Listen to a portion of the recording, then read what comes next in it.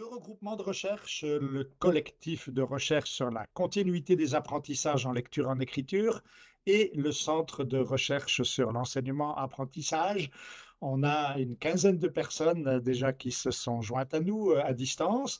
Et je me présente pour les personnes qui ne me connaîtraient pas. Je m'appelle Olivier Desutter et donc professeur à la faculté d'éducation, spécialiste des questions de didactique du français et de la littératie et directeur du collectif et du CREA. Et donc, c'est un grand plaisir pour moi de vous accueillir ce midi pour entendre ensemble la présentation de notre collègue, la professeure Mimi Masson. Mimi qui a rejoint nos regroupements de recherche depuis quelques mois, puisqu'elle était engagée maintenant depuis un an à peu près, Mimi, c'est ça? C'est ça, oui. Oui. Voilà, depuis un an, au sein du département de pédagogie de la faculté d'éducation. Et nous avons l'habitude de permettre à nos nouveaux membres de faire connaître leurs travaux à la communauté. Donc, c'est l'enjeu de la rencontre aujourd'hui aussi, de permettre de découvrir les travaux de Mimi, des travaux qui portent sur les questions de formation des enseignants de langue. Mimi a travaillé à la fois dans la formation des enseignants de français ou d'anglais, langue seconde. Et quand je lui ai demandé de me fournir en écho avec le titre de sa conférence, son propre autoportrait, évidemment, elle a mis de l'avant d'abord sa réalité de locutrice plurilingue. Mimi parle l'anglais, le français, le japonais, l'espagnol, l'anishinaabe de Mowin au niveau rudimentaire. Et elle a traduit sa passion pour les langues et pour les cultures par une carrière de près de 20 ans dans l'enseignement des langues secondes, enseignement qu'elle a assuré à la fois au Canada, mais aussi à l'étranger, au Japon en particulier, enseignement qu'elle a assuré dans différents contextes, différents ordres d'enseignement, des écoles primaires, des écoles secondaires, de l'enseignement supérieur, à la fois dans le secteur public et privé. Et donc, parallèlement à cette expérience professionnelle, Mimi a réalisé une thèse de doctorat à l'Université d'Ottawa, si je ne me trompe, pardon, de Toronto, voilà, de Toronto, pardon. Donc, depuis un an, on a le grand bonheur de la compter parmi nos collègues au sein du département de pédagogie de la faculté d'éducation. Les recherches de Mimi portent sur l'identité des enseignantes et enseignants de langue, mais aussi sur les approches d'éducation anti-oppressive et anti-raciste. Elle se spécialise dans l'analyse critique des discours et dans les méthodologies de recherche fondées sur les arts. Et c'est ce dont elle va nous rendre compte ce midi, puisqu'elle va nous présenter des recherches qui ont exploité le recours au dessin pour aborder la question de l'identité des enseignants de langue. Donc, Mimi, je te remercie d'avoir accepté notre invitation à nous présenter tes travaux et je te laisse la parole pour une période que tu as prévue, toi, de combien de temps avant un échange? Dis-moi un peu. À peu près 30-35 minutes. Voilà, c'est parfait. Donc, c'est un peu notre format habituel. Donc, si vous le voulez bien, on va laisser ce 30-35 minutes à Mimi et puis après ça, on va ouvrir l'échange avec les personnes qui sont avec nous en ligne. À toi. D'accord, merci bien, Olivier. Vous devriez pouvoir voir mon écran là. Oui. OK. Donc, merci pour cette invitation. J'aimerais juste signaler au début que là, je présente en français, mais en fait, je fais tout ce travail en anglais. Toutes les lectures sont en anglais. Donc, je viens de traduire les idées. Je commence à traduire les idées un peu en français, mais il y a des concepts et des terminologies qui n'existent pas vraiment encore en français. Donc, s'il y a des tournures de phrases ou du vocabulaire qui n'est pas tout à fait clair, on peut peut-être en discuter ensemble parce qu'on est vraiment comme à la frontière de nouveaux concepts en français. Donc aujourd'hui, je vais vous parler de l'usage des portraits plurilingues dans la formation des enseignantes d'anglais langue seconde. Et donc au Canada, de nombreux enseignants d'anglais langue seconde travaillent avec des populations d'élèves diversifiées sur le plan linguistique, culturel et ethno-racial. Et bien sûr, si le multiculturalisme canadien est souvent célébré et présenté comme un élément positif, il a également une histoire sombre enracinée dans le projet colonial en cours et les efforts de création de nations par le biais de structures oppressives qui ont déplacé et effacé, par exemple, les peuples autochtones pour contrôler une plus grande partie du territoire, ou des politiques d'immigration sélective ciblant des groupes ethniques racisés pour promouvoir la croissance économique. Alors, du fait de la diversité ethno-raciale qui contribue à l'évolution du paysage linguistique en classe, il en résulte un grand besoin de cadres pédagogiques qui tiennent en compte de cette diversité. Cependant, les enseignants d'anglais langue seconde travaillent aujourd'hui dans un système qui renforce et reproduit les idéologies linguistiques oppressives telles que les idéologies monolingues ou les perspectives axées sur le déficit en matière d'utilisation de la langue. Et donc, travailler activement à la compréhension de la pluralité des langues et l'utilisation des approches plurielles peut être un moyen d'aborder le changement pédagogique systémique qui s'impose. Donc, au cœur de la préparation des futurs enseignants d'anglais langue seconde se trouve l'idée d'anticiper, bien sûr, l'insécurité didactique à laquelle les enseignants sont confrontés lorsqu'ils s'engagent dans des approches nouvelles qui perturbent les discours coloniaux et néolibéraux qui peuvent influencer leur système de croyance lorsqu'il s'agit d'enseigner l'anglais au Canada.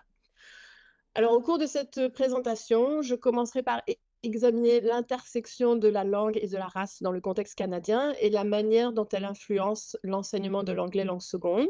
Ensuite, nous examinerons les notions de plurilinguisme et de pédagogie plurilingue qui sont souvent présentées aux futurs enseignants d'anglais langue seconde dans le cadre des programmes de formation initiale.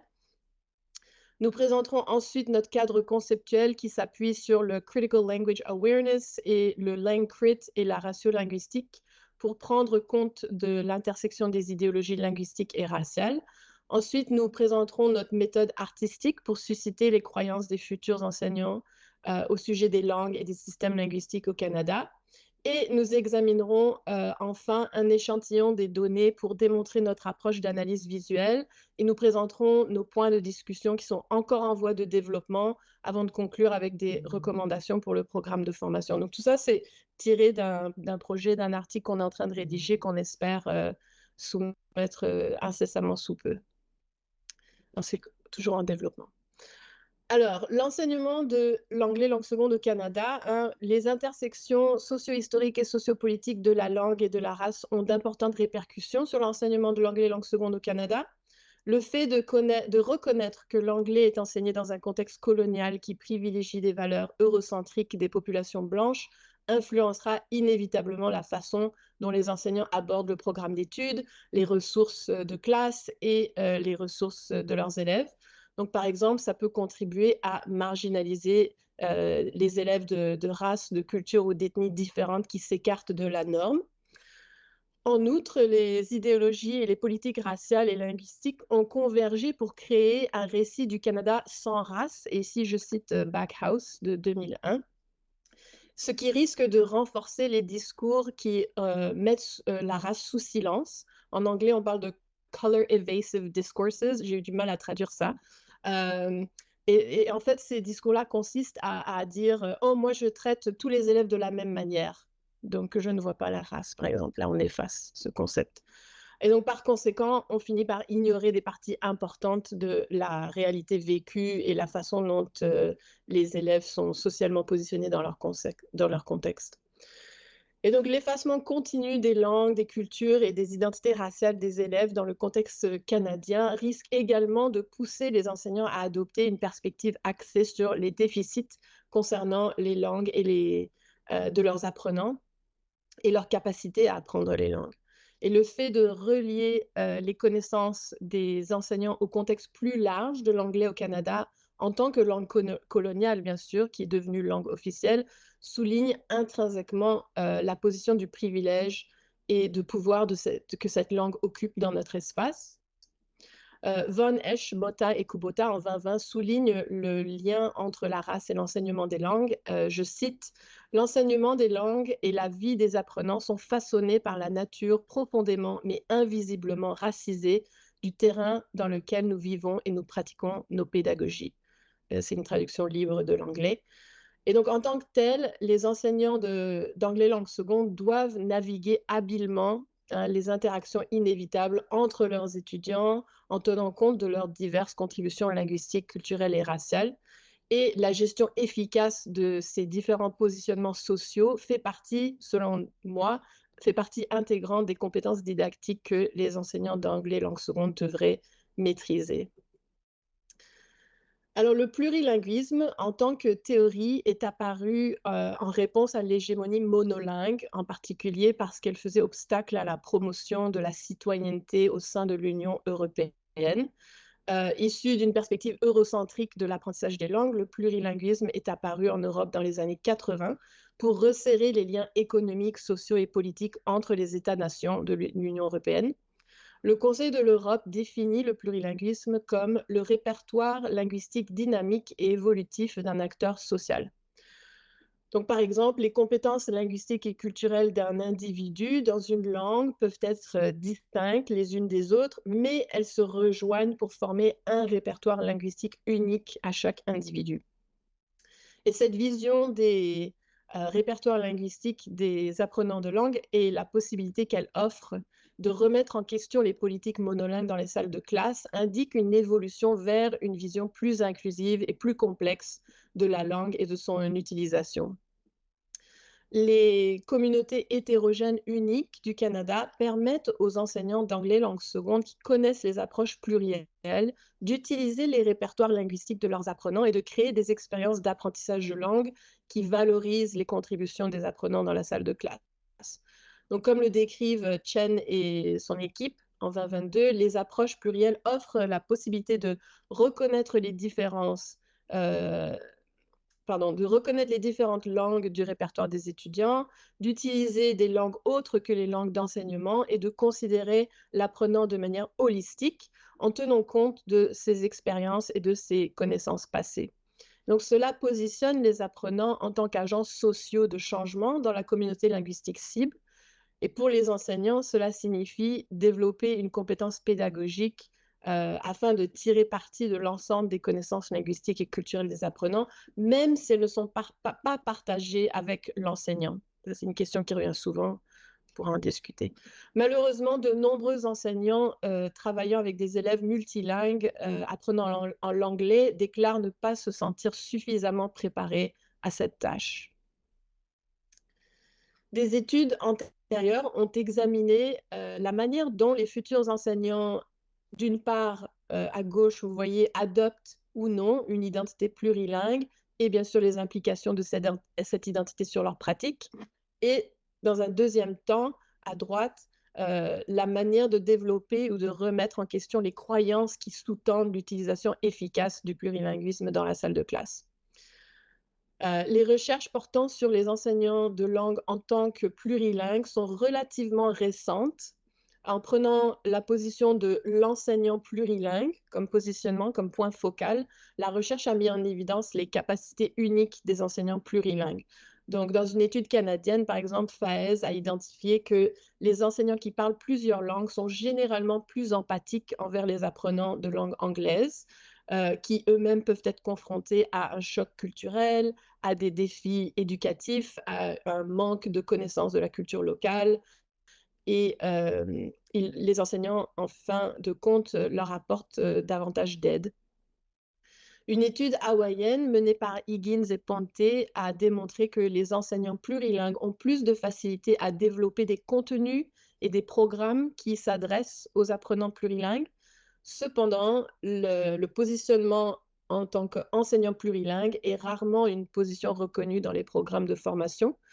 Dans leur étude menée en Australie, Moloney et Higgins ont étudié la manière dont les futurs enseignants plurilingues développent leurs croyances au sujet de leur contribution à la profession au cours de leur formation initiale. Et ils ont constaté que les expériences de vie plurilingues des enseignants étaient invisibilisées au cours de leur programme, car aucun lien n'était établi entre leur identité personnelle et leur identité professionnelle. Et donc, cela a conduit à des sentiments d'exclusion lorsqu'ils travaillaient dans des écoles qui mettaient en œuvre des politiques monolingues et à des sentiments de validation lorsqu'ils étaient placés dans des écoles accueillant des populations d'élèves diverses. Les auteurs soulignent ici la nécessité pour les programmes de formation de tenir compte des trajectoires uniques des futurs enseignants et de l'impact de ces trajectoires sur le développement de leurs pratiques. Cependant, il ne suffit pas d'être plurilingue pour remettre en question les idéologies monoglossiques hégémoniques. Dans leur étude menée dans le contexte espagnol, Birello et leur équipe ont montré que les enseignants plurilingues étaient plus aptes à reconnaître et à admettre les formes de plurilinguisme de leurs élèves lorsqu'elles imitaient la leur. Et en fait, ils écartaient celles qui s'inspiraient de langues qu'ils ne connaissaient pas. Donc, si les élèves parlent les mêmes langues que moi, j'ai plus de facilité à reconnaître leur plurilinguisme que lorsque ce sont des langues différentes de celles que je connais. Donc, cela suggère que, quelle que soit leur identité linguistique, les enseignants ont besoin d'une préparation intentionnelle pour adopter une position critique et plurilingue dans la salle de classe. Très peu de recherches ont pris en compte l'intersectionnalité dans la construction identitaire des futurs enseignants. Dans le contexte nord-américain, on a Madame Sethi en 2020 qui a montré comment le positionnement social d'une enseignante plurilingue à l'égard de la race et de la classe sociale affectait de manière critique son interaction avec les élèves et les décisions pédagogiques qu'elle prenait en classe. À notre connaissance, il y a très peu d'études canadiennes qui ont examiné les croyances des futurs enseignants d'anglais langue seconde au sujet du plurilinguisme et sa mise en œuvre en classe. Il y a Matouk et Payan en 2022 qui ont constaté que malgré des attitudes généralement positives à l'égard des principes plurilingues fondamentaux, c'est-à-dire par exemple l'inclusion des connaissances linguistiques et culturelles des apprenants, la mise en œuvre de pratiques plurilingues représentait un défaut trop important pour leurs croyances profondes à l'égard de la langue, de l'apprentissage et du rôle de l'enseignant dans la salle de classe. Les résultats ont également mis en évidence les discours contradictoires auxquels les futurs enseignants sont exposés dans les programmes de formation. Par exemple, tout en étant encouragés à adopter des pédagogies plurilingues, ils sont également encouragés à maintenir des politiques de classe monolingues. Au Québec, ici on parle anglais, par exemple. On parle anglais dans les cours d'anglais. On a la même chose en Ontario. Ici, on parle français dans les cours de français langue seconde, par exemple. Donc, dans l'ensemble, ces études soulignent la nécessité de développer la conscience critique du langage, Critical Language Awareness, c'est comme ça que je l'ai traduit, chez les futurs enseignants de langue. La conscience critique du langage est la conscience des relations entre les langues, les différences de pouvoir, l'identification et la critique des normes, des politiques et des pratiques dans la salle de classe, et aussi la manière dont elles affectent les expériences d'apprentissage des étudiants. Et donc, pour s'assurer qu'ils forment leur jugement professionnel sur la base de leurs expériences et de recherches fondées sur des preuves, qui peuvent bien sûr aller à l'encontre des expériences de bon sens qu'ils ont pu avoir, il est important d'identifier les croyances initiales des futurs enseignants sur l'éducation bilingue ou plurilingue. La conscience critique du langage a également des implications pour la pratique future des enseignants car elle informe les gestes didactiques qu'ils effectuent dans la salle de classe. Et les identités des enseignants de langue sont indissociables de la pratique et de l'enseignement. Pour comprendre l'évolution des identités des enseignants de langue, il est essentiel de tenir compte de leur intersection avec la race, le sexe, la classe, le statut de citoyen, l'accent, etc. Comme l'explique Von Esch et ses collègues, je cite, « La nature raciale des identités des enseignants est particulièrement visible dans l'enseignement des langues dont l'histoire de la transmission a suivi des modèles raciaux clairs, comme dans les conditions du colonialisme. » C'est une traduction libre de l'anglais. Dans leur article, Mota et ses collègues s'appuient sur le concept de identité en tant que pédagogie. Là, encore une fois, c'est une traduction de l'anglais, Identity as Pedagogy, pour souligner le rôle de l'identité dans le développement de la pédagogie. Donc, de la même manière, ici, nous estimons que les identités incarnées informent la pédagogie et nous cherchons à explorer plus en profondeur le lien entre les croyances sur la langue et l'identité par le biais de la conscience critique du langage. Ainsi, la conscience critique du langage fournit la structure permettant d'aborder les intersections du pouvoir et de la langue telles qu'elles peuvent influencer les futurs enseignants d'anglais langue seconde dans leur compréhension du concept de plurilinguisme. Et nous accordons ici une attention particulière à leur relation avec les différentes langues perçues dans leur répertoire linguistique, à la manière dont ils se positionnent en tant que locuteurs et à leur interaction avec les discours sur la langue et l'apprentissage des langues issus des politiques linguistiques canadiennes. Travailler dans le cadre de la conscience critique du langage nous permet d'attirer l'attention sur l'interaction entre le statut linguistique, les histoires et les hiérarchies au sein de leur système de croyance, alors qu'ils interagissent avec un concept qui est relativement nouveau pour eux, c'est-à-dire le plurilinguisme. Autre volet de notre cadre conceptuel, c'est le LangCrit et la ratio-linguistique, donc tout en examinant l'intersection de la langue et du pouvoir à travers la conscience critique du langage, nous appuyons également sur la ratio-linguistique et le LangCrit pour centrer la question de la race. Le LangCrit en particulier vise à explorer les intersections entre la langue, la race et l'identité, tout en mettant l'accent sur le contexte canadien. Étant donné que le lien entre la langue et la race a longtemps été occulté dans la recherche sur la formation des enseignants de langue, il constitue un élément important pour comprendre comment les futurs enseignants d'anglais langue seconde construisent leur identité, des identités qui, à leur tour, deviendront fondamentales pour leur pratique professionnelle. Alors, grâce à la ratio-linguistique et au LangCrit, on peut plus intentionnellement découvrir les idéologies issues de pratiques coloniales, capitalistes et néolibérales qui imprègnent la pensée des futurs enseignants d'anglais langue seconde et en particulier la manière dont elles influencent leur compréhension du plurilinguisme en tant que concept. Donc, nous utilisons le concept du white listening subject. Je me suis amusée à traduire ça. Du sujet écoutant blanc. Je ne sais pas si c'est vraiment le bon mot, mais c'est un concept qui a été développé en ratiolinguistique par Flores et Rosa pour vraiment décortiquer les idéologies. Et ici, en particulier, on veut voir les idéologies qui découlent du monolinguisme, du bilinguisme officiel et du plurilinguisme. Juste pour définir le concept du white listening subject, c'est, je traduis, une position idéologique et un mode de perception. Ce n'est pas censé être attribué à un individu en particulier. Hein. Et ce positionnement nous permet de comprendre comment on filtre les pratiques linguistiques à travers des pratiques idéalisées, valorisées et normalisées par la classe moyenne blanche. Donc pour cela, il est important aussi de savoir que les idéologies colonisatrices et les histoires du monde contribuent à l'association dominante de l'anglais avec la blanchitude, ce qui contribue à l'association symbolique de la citoyenneté canadienne avec la blanchitude aussi. Je voudrais juste rapidement, on a défini le plurilinguisme plus tôt, parler un petit peu des idéologies monolingues. Donc là, dans les États-nations modernes, le monolinguisme normatif, ça suppose qu'il est naturel pour une société donnée d'utiliser une seule langue et que les langues doivent être séparées. Même si le Canada est officiellement bilingue, anglais-français, le bilinguisme y est construit en doublant, si on peut dire, un dédoublement du monolinguisme normatif.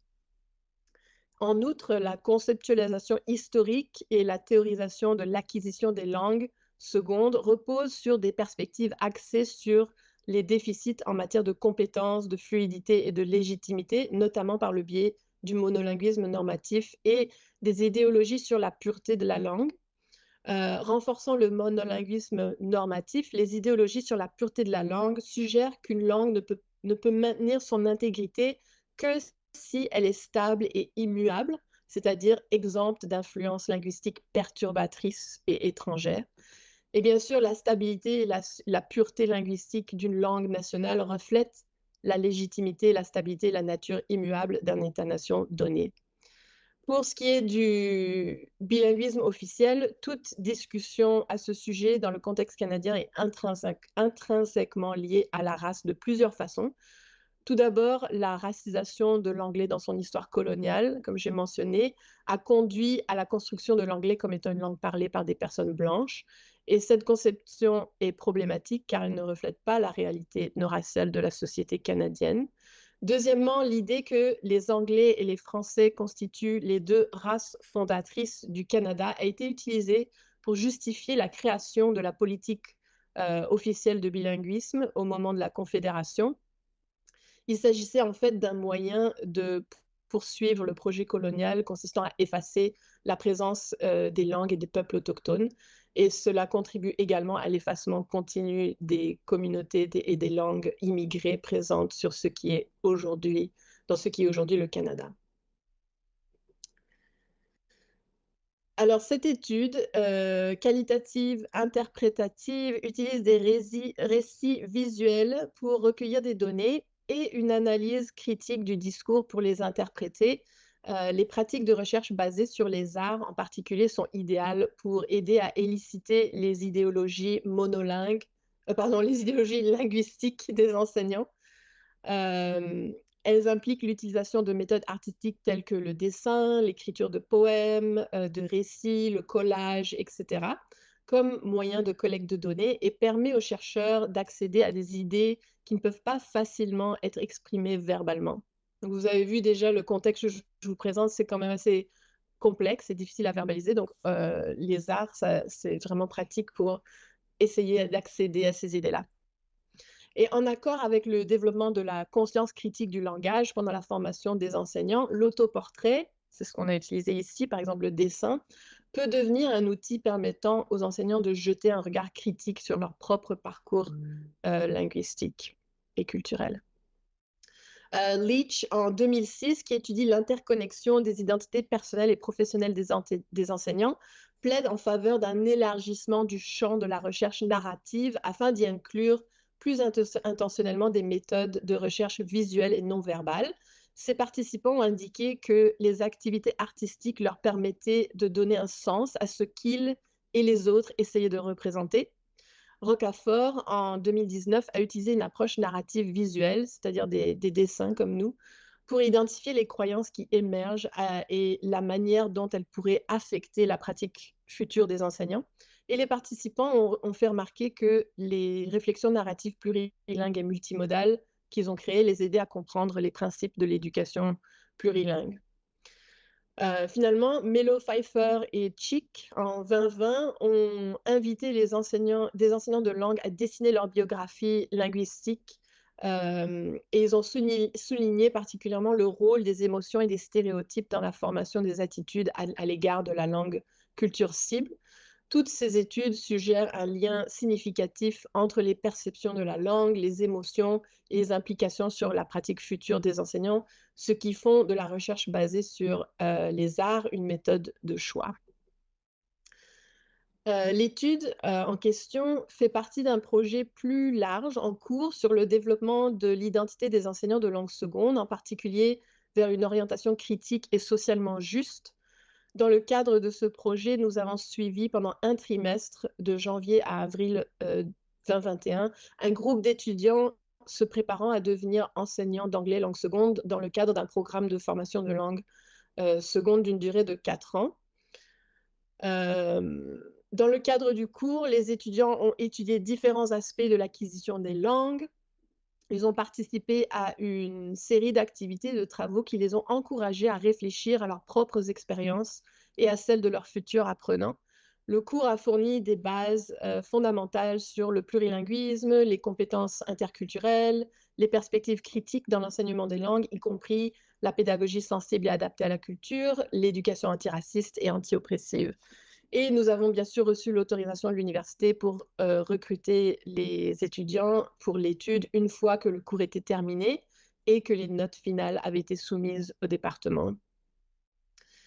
Alors, les participants, nous en avons 7. Ils étaient tous des étudiants en 2e année du programme, âgés entre 18 et 25 ans. La plupart d'entre eux avaient une expérience très limitée de l'enseignement de l'anglais en classe. Quelques-uns avaient travaillé comme conseillers de camp ou comme tuteurs. Nous avons demandé aux participants d'indiquer leurs origines linguistiques, culturelles et ethno-raciales qui sont représentées dans le tableau. En fait, c'est eux qui ont écrit toutes ces définitions. C'était important pour nous qu'ils s'auto-identifient. Et ils ont aussi choisi leur pseudonyme, leur nom pour le projet. Et là, ils sont classés en ordre alphabétique. Voici les portraits en question. Donc, dans le cadre du cours, les étudiants ont dessiné un portrait plurilingue et fourni une brève description, qu'on appelait ça le curatorial statement. Je ne sais pas comment traduire ça. En leur demandant de créer leur propre portrait plurilingue, nous avons cherché à comprendre comment le pouvoir et les idéologies travaillent ensemble pour façonner les réalités linguistiques en termes de conventions et de pratiques. Et donc l'objectif était de réfléchir aux concepts et à la manière dont ils pouvaient s'appliquer, le plurilinguisme, à leurs propres expériences. Et on leur a donné les directions suivantes. Veuillez compléter votre portrait plurilingue, rédiger un titre et une description de votre silhouette dans un court paragraphe, un poème ou tout autre style que vous souhaitez. Par exemple, décrivez les couleurs, ce qu'elles symbolisent, les éléments que vous avez ajoutés et pourquoi.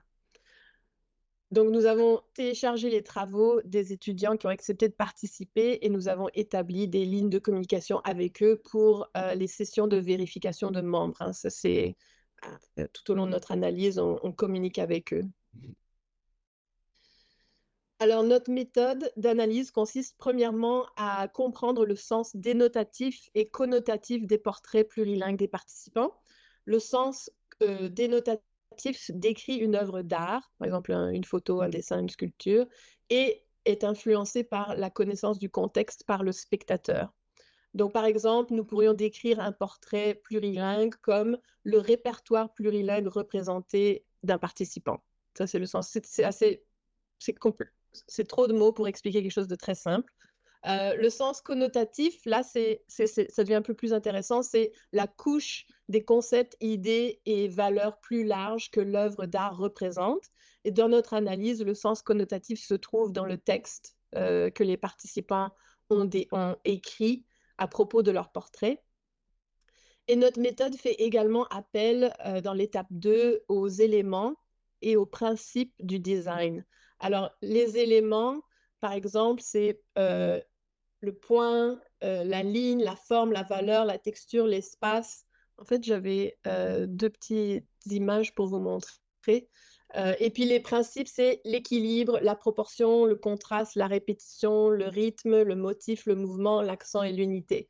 Tout ça, ce sont des principes du design en art qui nous ont influencés et nous ont aidés dans notre analyse. Donc, nous utilisons les éléments et les principes pour étayer notre compréhension de la signification dénotative et connotative de nos participants. Et il en résulte notre interprétation du symbolisme iconologique que représente chaque portrait. Le symbolisme iconologique, c'est le sens que le spectateur crée selon la composition de l'œuvre.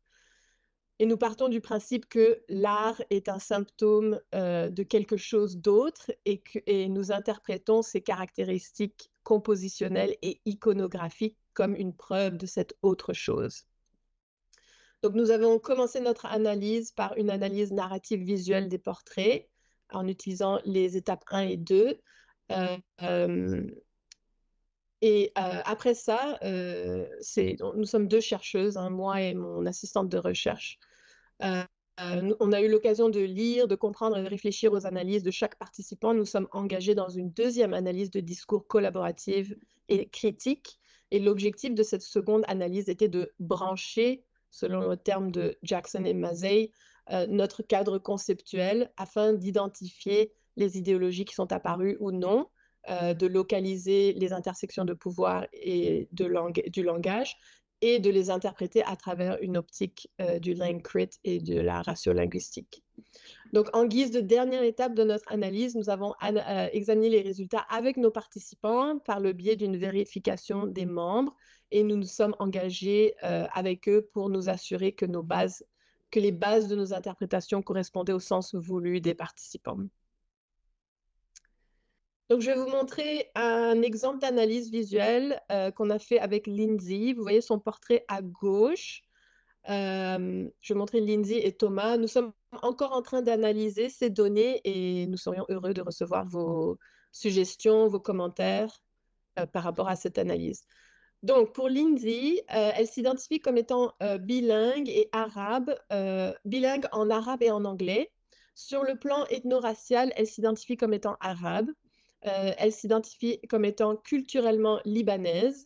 Elle a immigré au Canada à l'âge de 7 ans et elle a maintenant la citoyenneté canadienne et libanaise.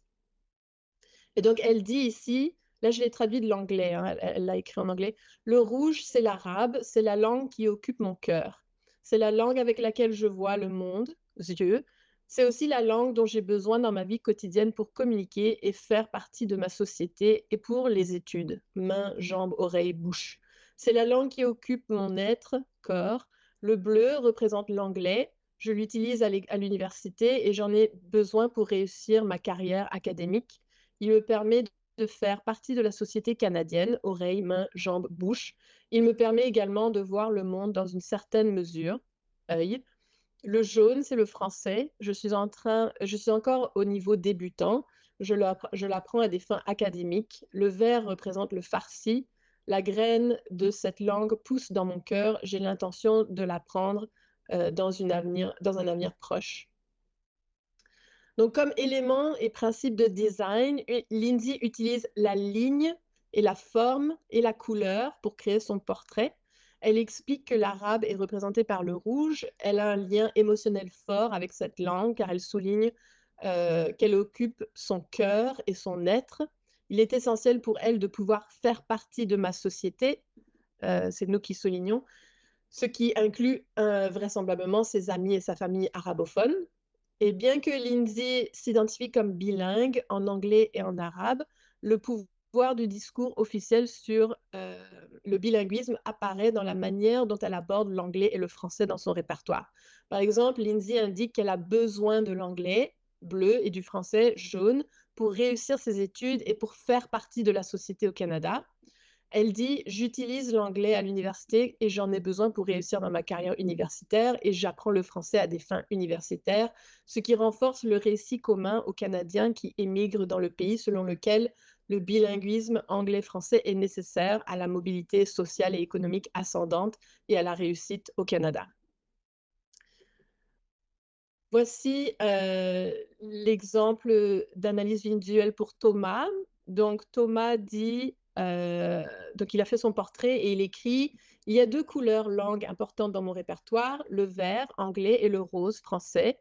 Mes patins et ma crosse sont tous deux verts parce que lorsque je joue au hockey, je parle la plupart du temps en anglais. Mon chapeau est rose parce que je pense également généralement en français. Mes yeux et mes oreilles sont verts parce que depuis que j'ai déménagé à Ottawa, la langue que j'entends et je vois le plus est l'anglais. L'intérieur de mon corps est représenté par le français parce que c'est ma langue maternelle. Mon cœur est jaune, ce qui représente un dialecte français parlé dans ma région d'origine appelé Beauceron, puisque la région s'appelle la Beauce. Il s'agit plus d'un accent que d'un dialecte, mais le fait de l'appeler dialecte lui donne plus d'importance. Donc Thomas s'identifie comme étant bilingue et canadien blanc d'origine européenne française. L'anglais et le français sont les langues dominantes dans son répertoire linguistique et il se sent plus à l'aise en français. Il s'identifie culturellement comme étant canadien et plus précisément québécois. Il est né au Canada et il a la citoyenneté canadienne. Thomas utilise la ligne et la forme pour créer son portrait et la couleur pour représenter son répertoire linguistique et culturel. Il choisit délibérément les couleurs et les place sur son corps. Par exemple, il utilise le rose pour représenter le français et dans son portrait et son chapeau est rose parce qu'il pense en français.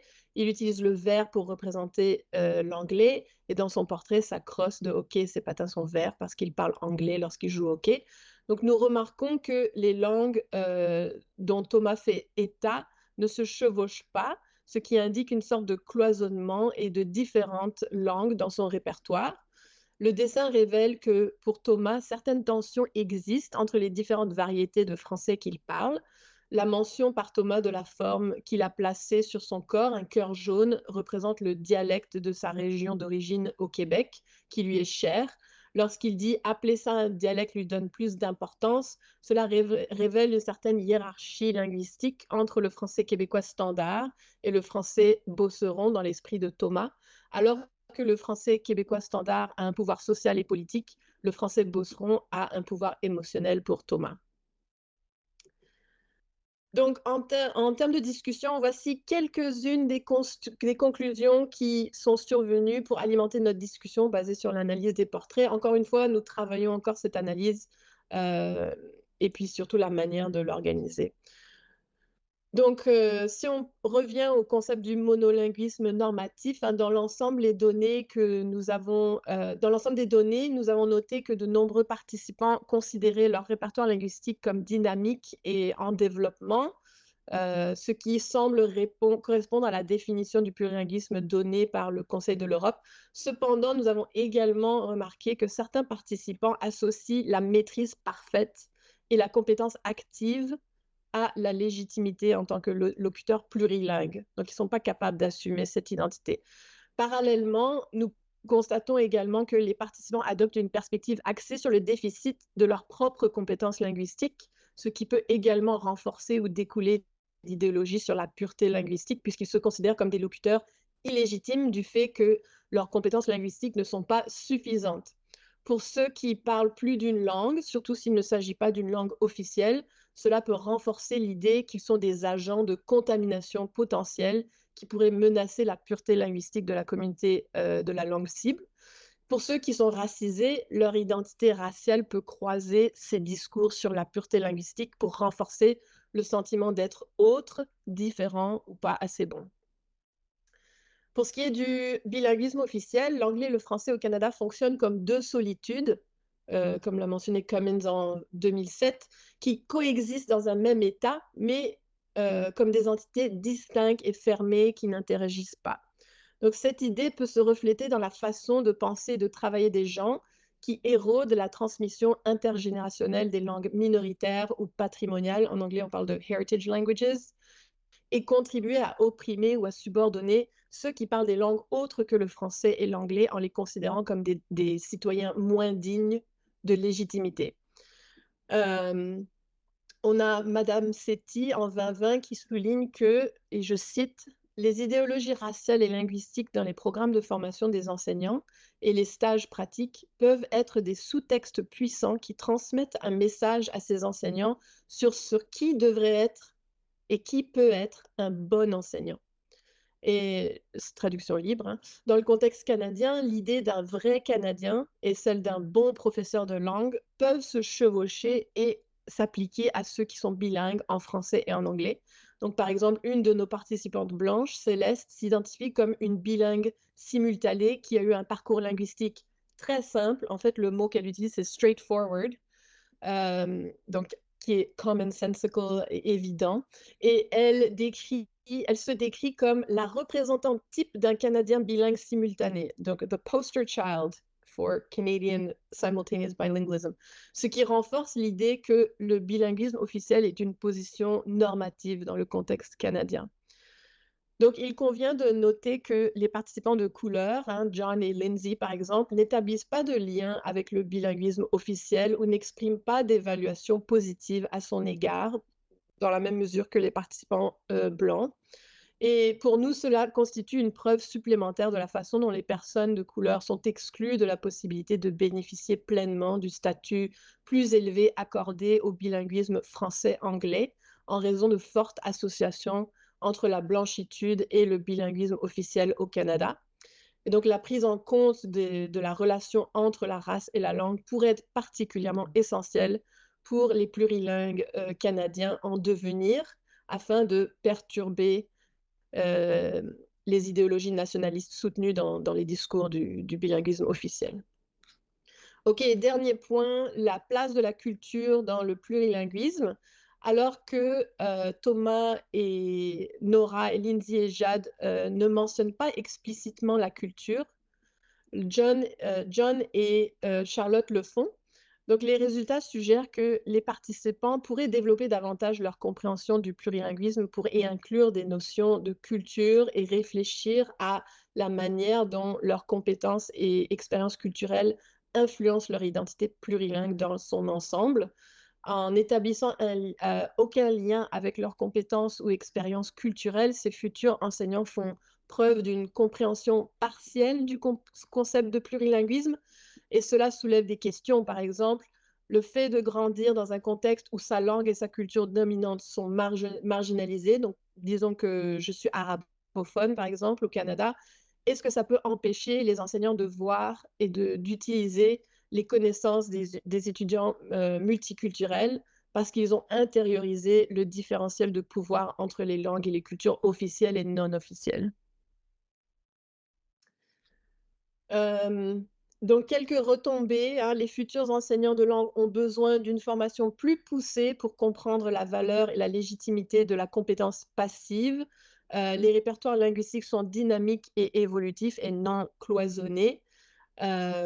Ils ont besoin davantage de remettre en question le rôle, la place et le statut des langues autres que le français et l'anglais dans la société canadienne. Donc par exemple, le chinois, le pendjabi, l'arabe, les cultures et les langues autochtones, telles que l'Anishinaabe-Mohin ou l'Abénaki, contre, bien sûr, des discours néolibéraux qui attribuent une valeur économique aux langues et aussi contre les idéologies monolingues qui ne reconnaissent que la maîtrise parfaite comme une forme légitime de revendication de l'identité linguistique.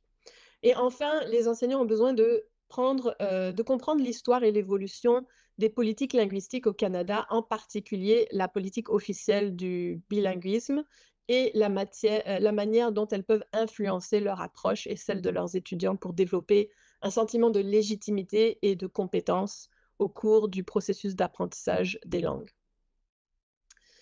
Donc voilà, en conclusion, au Canada, en particulier, en raison de l'accent mis sur le bilinguisme officiel, en fait, peu a été fait pour promouvoir la conscience multilingue du pays. Ça, c'est un concept de Garcia et je trouve ça intéressant.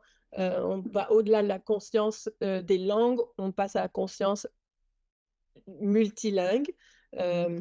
Bon, bref, on pourra y revenir. Donc, les défis illustrés ici, lorsqu'il s'agit de s'attaquer aux implications sous-jacentes de l'utilisation de pédagogie plurilingue, signifie que les futurs enseignants qui souhaitent mettre en œuvre une éducation plurilingue doivent négocier les tensions pédagogiques qui émergent au fur et à mesure qu'ils développent leur pratique. Bien que certains formateurs d'enseignants essayent de faire de la place pour cela dans leurs cours, cela ne semble pas encore être la norme dans les programmes de formation à travers le monde. Pour les enseignants d'anglais langue seconde au Canada, il est important de comprendre le plurilinguisme en tant que cadre conceptuel. Et pour ce faire, les enseignants peuvent être amenés à s'interroger sur ce que signifie l'adoption d'une identité plurilingue ou non pour eux-mêmes et à développer ou à remettre en question les croyances qui sous-tendent le modèle d'éducation plurilingue. Malgré l'ouverture d'esprit de nombreux enseignants de langue à l'égard de l'inclusion des répertoires linguistiques et culturels des élèves, le défi pour les formateurs d'enseignants est la tension permanente entre l'introduction et l'adoption du plurilinguisme en tant que pratique pédagogique dans un contexte monolingue et qui parfois soutient un purisme linguistique profondément enraciné. Et donc ainsi, nous soutenons que les enseignants canadiens d'anglais langue seconde doivent connaître le plurilinguisme et les pédagogies plurielles, étant donné la grande diversité du paysage linguistique et culturel ici. Cependant, il ne suffit pas de comprendre le linguistique sur le plan conceptuel. Il faut également considérer le plurilinguisme d'un œil critique afin de ne pas reproduire des idéologies néolibérales, coloniales et oppressives. Et sachant que les croyances sont liées à la pratique, l'exploration des croyances des futurs enseignants pourrait être un moyen de promouvoir des enseignants de langue socialement justes et axés sur l'équité dans le contexte canadien. Merci.